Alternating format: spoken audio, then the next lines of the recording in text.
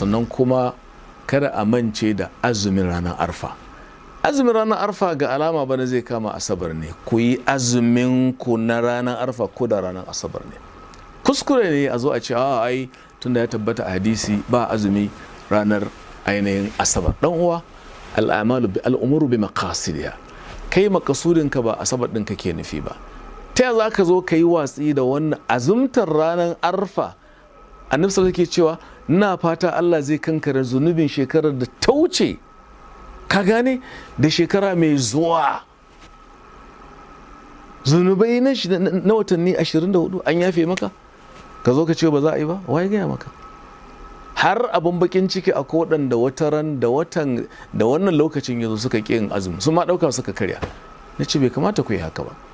Abinda ake nufi asabar ka keɓe don tana asabar shine ba yadda ba. Dole ka yi juma'a sannan ka jawo asabar ka haɗa, ko idan ka yi asabar ka kawo. Amma ba zai yi nafila wanda take da dalili, take da hujja, take da abin nan ka zo ka ce a abin la. Ya kamata a fahimci nassi din. Akalla da wannan fahimta ce mai kyau, ban ce babu wancan fahimtar ba, amma gaskiya fahimta ce marjuha laysat rajihatan. Ya kamata mu tafi akan doron nassi da ke bayani balo-balo, faro-faro, saro-saro.